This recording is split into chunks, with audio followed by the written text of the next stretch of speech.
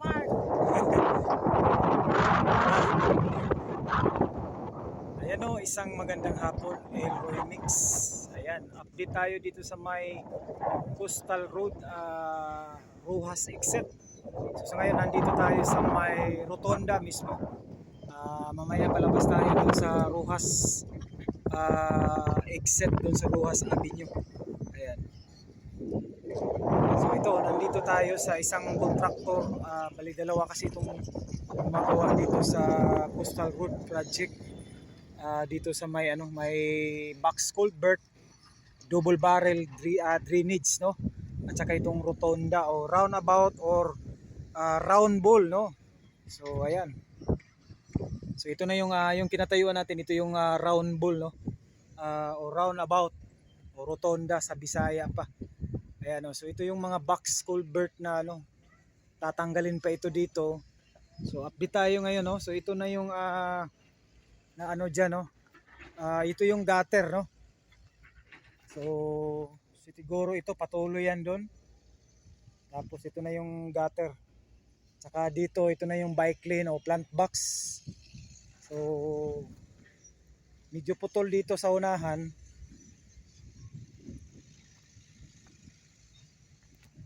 So putol dyan, baka dito yung daan, no. O titingnan lang natin kung saan talaga yung daan dito. Kasi round bowl naman ito dito. Baka dito talaga yung daan. Tapos dyan, no, dyan sa kasi sa unahan, dyan sa unahan mayroon ding gutter ito.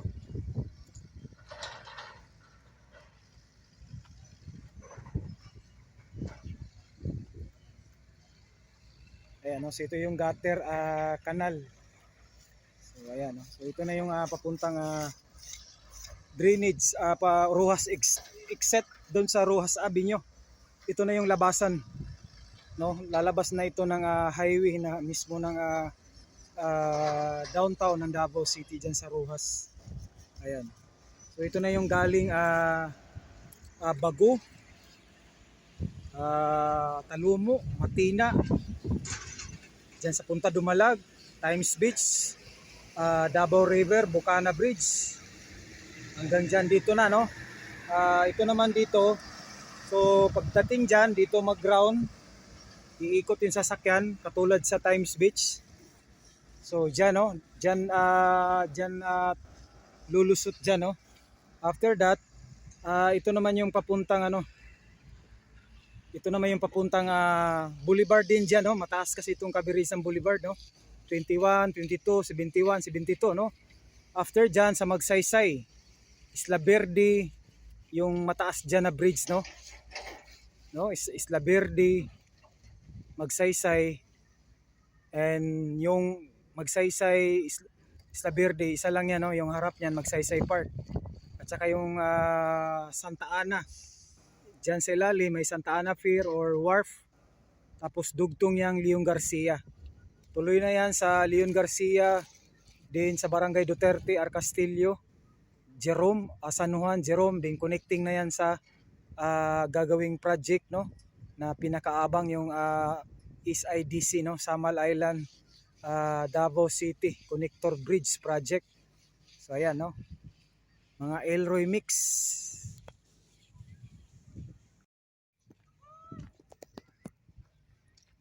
So ito na yung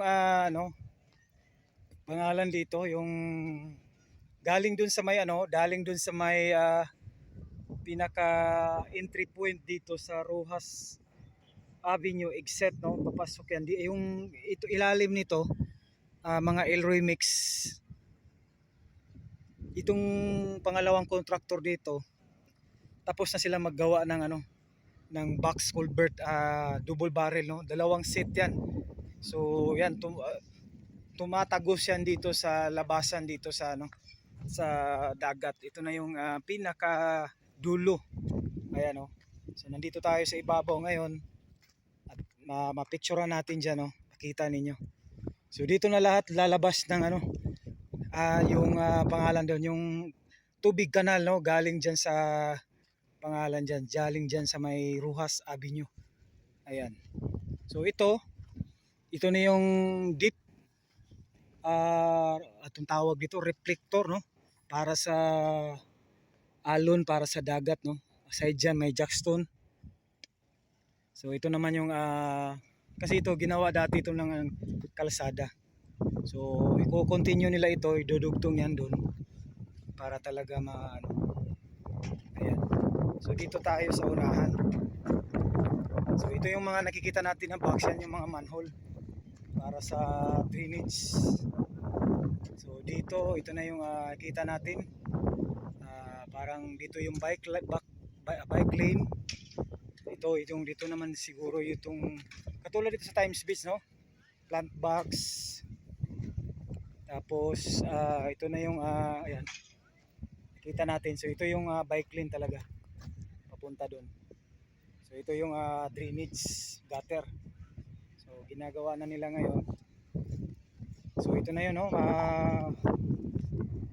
Every update natin dito, pagbalik natin, talagang maporma na yung kalsada dito. Ayan. Ayan, no? Palabas na tayo. Pauwi na tayo doon, no? Doon sa may Ruhas. Yung pinaka entrance, no? So ito na yung ano nila, manhole, no? So may ano yan, may connecting yan doon sa isang manhole din. So ito na yung ano nila, no? Parang curve na ano. So ayan, sabi ko kanina tapos na sila sa kanilang project, no, na box culvert. So madudugtong na yan dito. Pero I think hindi na yan katulad yan ang gagawin. So ito na yung nakikita natin ngayon, no? Ginawan lang nila nito ng pader na naka-curve siya para magdugtong dun sa iba na kasi yung contractor din, no, ang gumagawa doon. So yan. So dito parang wala pa, no, hindi pa nila na, baka yung first contractor dito lang talaga sila. So yung pangalawang contractor, baka si first contractor siya na yung magdugtong talaga dito. Ayan. So ito na yung kalsada papalabas. Yung one day ayan, no. So may bahay pa dito hindi pa nagiba, no. So ito na yung kalsada. So tatapusin muna lahat dito ng sa ilalim kasi dito bago magawing kalsada ito.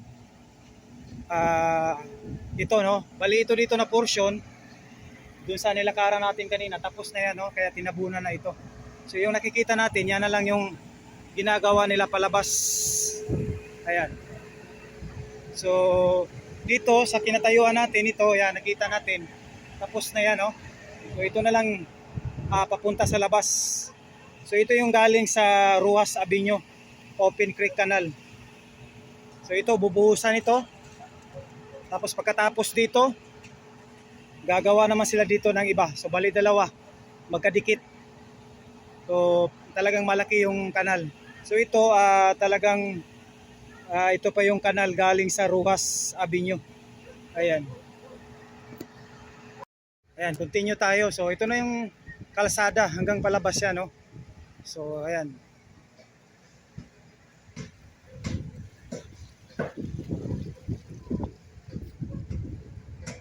Boss. Kano sang boss? Kano sang boss ana? Ugma. Ha? Birnes. Sige. Ayan, baka bar Friday daw, no? Ha? Ayan. So ito na 'yon, no, baka Friday daw. Today is ano ngayon? Wednesday tayo. So talagang inaano pa nila bago buhusan niya, no. Ayan. Kasi sulit na sulit yan, no. Ayan, no, palabas na tayo mga Elroy Mix dyan, no. Don't forget to subscribe, like, and share. Dyan sa mga bago, don't forget to notify the bell. So ayan, no, ito na yung kalsada. Dito talaga. So sa ilalim nito, hindi pa ito nasimulan dito. Sa unahan, nagsisimula na.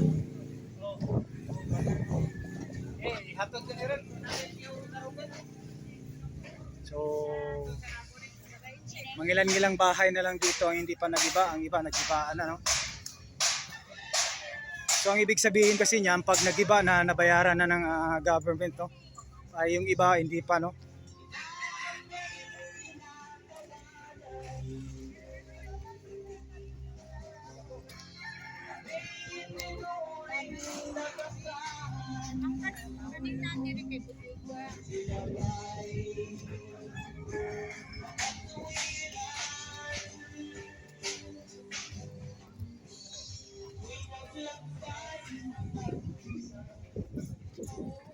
So ayan, no? Hanggang dito hindi pa ito nasimulan dito. So dito nagsisimula na dyan sa entry point. So titingnan natin kung ilang distansya, no, galing sa hindi pa na-excavate, no. Nasa mga 50 to 60 meters ang layo. So dito paurong na sila dito, papunta na dito. Nagsisimula na sila mag-excavate dito, magpaghuhukay. So sa ngayon may may pangalawang set, no, na ginagawa agad dyan. Pagkatapos mabuhusan dun mabuhusan sa loob, mag-transfer naman sila dito. So ayan, talon tayo. Ayan, so ito na yung pilote sa paggawa ng box culvert, double barrel, no, drainage. So ito yun, no, binabaon yan.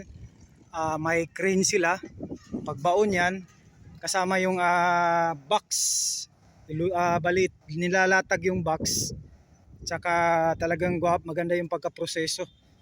May coping yan, may pilote. So talagang mga ilang taon, hindi talaga siya talagang bubaga mababaon ng lupa, kasi parang may pilote na binaon. So yun, parang poste yun, at saka may coping pa sa gilid bago sinasampak yung box culvert. Ayan, o, nakikita natin. So sa ilalim yan may mga proseso yan, no, nakasangga yan sa coping. So hindi siya talagang kahit paabutin ng ilang taon, no, kasi may yan, no, ganun kataas yung pilote na binabaon, no, ng isang crane bago gagawin box culvert. Ayan, so ito yung crane nila sa so ito yung pagkatapos dun sa loob mabuhusan yon, dito naman sila gagawa, no. So tuloy-tuloy na yan, no, papunta dun. So ayan, so hanggang dito na lang tayo mga kapatid, no. Maraming salamat dyan, Elroy, Mex, sa lahat dyan, no. Paki-subscribe, like and share. Sa mga bago natin, don't forget to notify the bell para updated po kayo lagi every time mag-update tayo sa mga infrastructure project o coastal projects or any, no, makapagbigay sa atin ng informative dyan, no. So maraming salamat sa walang sawang pagsuporta. So shout out sa inyong lahat dyan, sa mga nag-like, nag-share, nag-subscribe, no, sa mga Elroy dyan, no. Thank you. Shout out din sa mga workers dyan, no, dito sa project na ito. Okay, thank you so much. God bless you all as you watch. Bye bye. Ayan, no, nandito na tayo sa labas. Yan na yung Open Creek Canal ng Ruhas Avenue. So magdudugtong yan sila dito. So dadaan yan dyan dito pa sa kalsada. Ayan. So ang ilalim kasi dito kanal, drainage. So magdudugtong sila, papagdugtongin yan dito ng project na ito. Ayan.